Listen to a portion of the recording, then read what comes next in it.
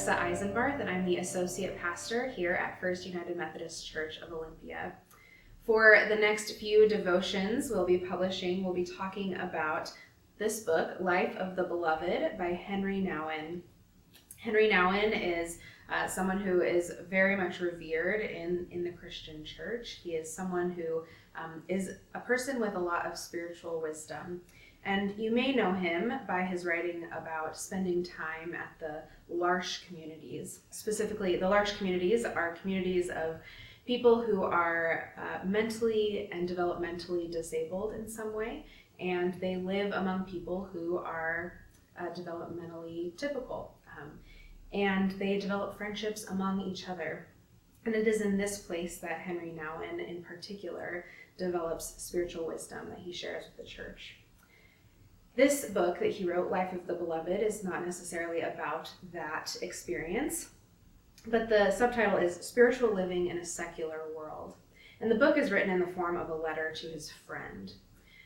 That seems particularly important to me, as friendship seems to be the context where spiritual exploration can happen. Friendships are relationships we choose.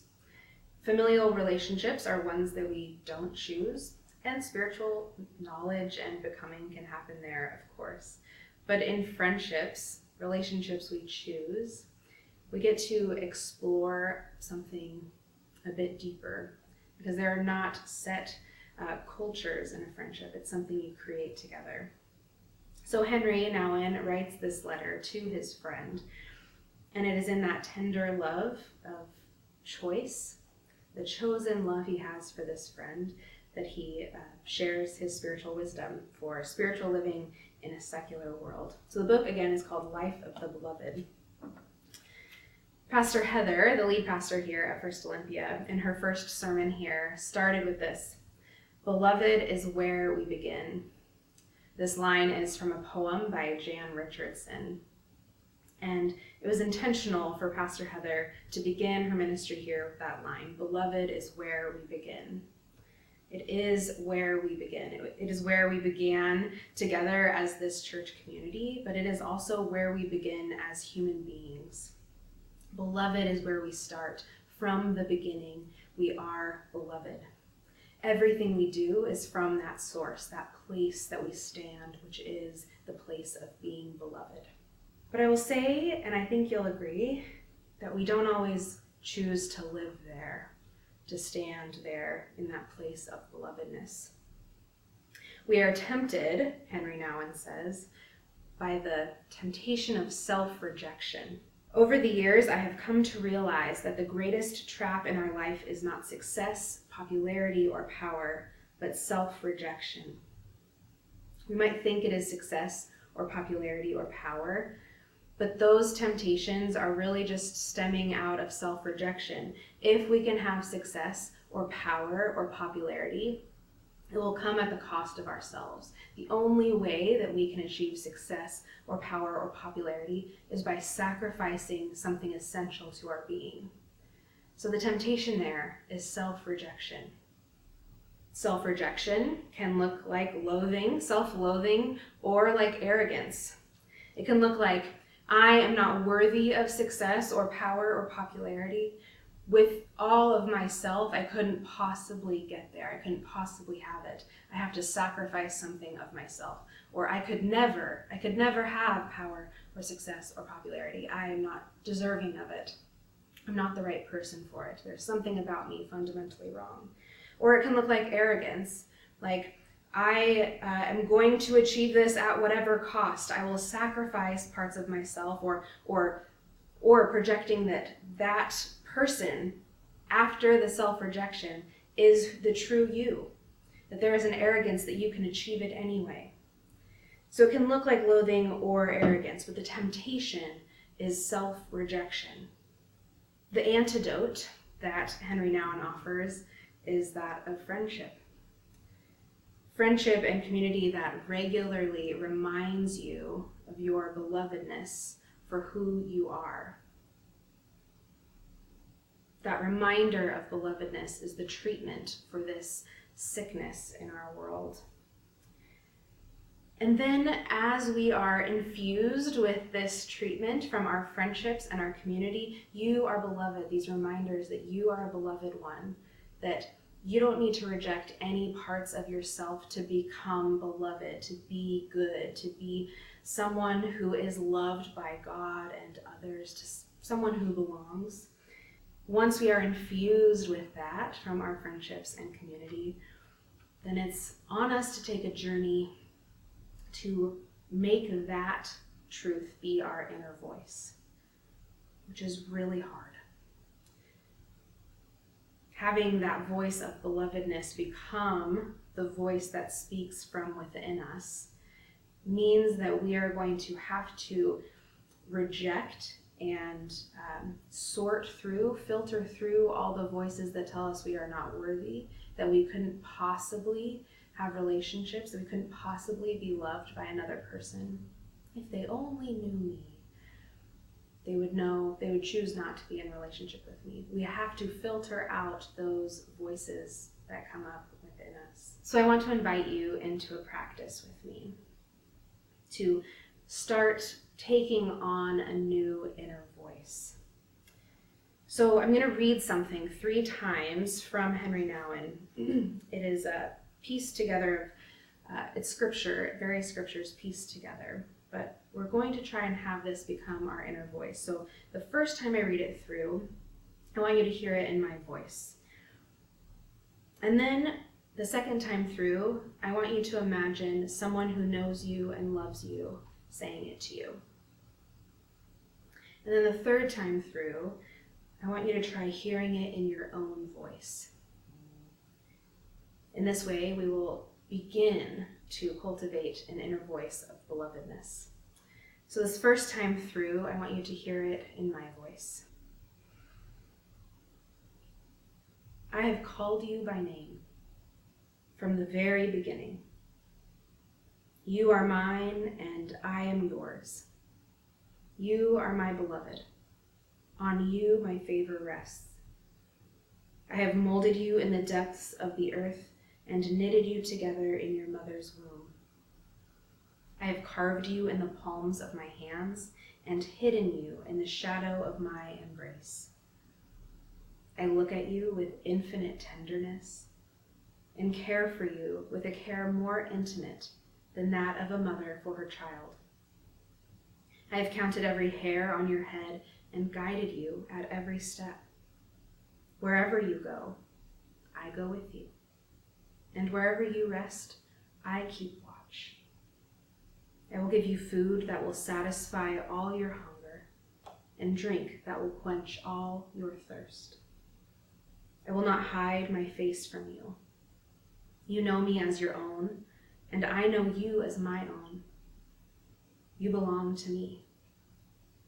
I am your father, your mother, your brother, your sister, your lover, and your spouse. Yes, even your child. Wherever you are, I will be. Nothing will ever separate us. We are one. And now I invite you to call to mind someone who knows you and loves you. And maybe you want to close your eyes and bring their face before you. Remember what their voice sounds like, how you feel when they talk with you and care for you. Hear these words from God in their voice. I have called you by name from the very beginning. You are mine and I am yours. You are my beloved. On you my favor rests. I have molded you in the depths of the earth and knitted you together in your mother's womb. I have carved you in the palms of my hands and hidden you in the shadow of my embrace. I look at you with infinite tenderness and care for you with a care more intimate than that of a mother for her child. I have counted every hair on your head and guided you at every step. Wherever you go, I go with you, and wherever you rest, I keep watch. I will give you food that will satisfy all your hunger, and drink that will quench all your thirst. I will not hide my face from you. You know me as your own, you know me as your own, as I know you as my own. You belong to me. I am your father, your mother, your brother, your sister, your lover, and your spouse. Yes, even your child. Wherever you are, I will be. Nothing will ever separate us. We are one.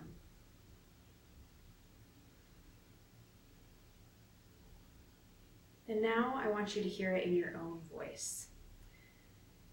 Maybe you want to play this back and repeat the lines to yourself, or write some down.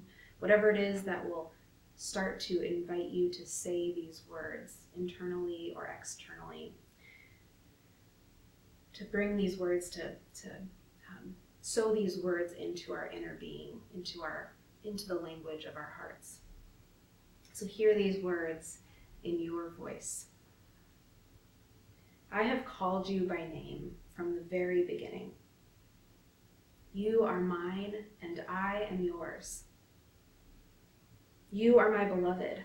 On you my favor rests. I have molded you in the depths of the earth and knitted you together in your mother's womb. I have carved you in the palms of my hands and hidden you in the shadow of my embrace. I look at you with infinite tenderness and care for you with a care more intimate than that of a mother for her child. I have counted every hair on your head and guided you at every step. Wherever you go, I go with you, and wherever you rest, I keep watch.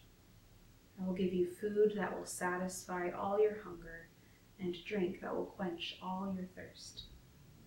I will not hide my face from you. You know me as your own, and as I know you as my own. You belong to me. I am your father, your mother, your brother, your sister, your lover, and your spouse. Yes, even your child. Wherever you are, I will be. Nothing will ever separate us. We are one.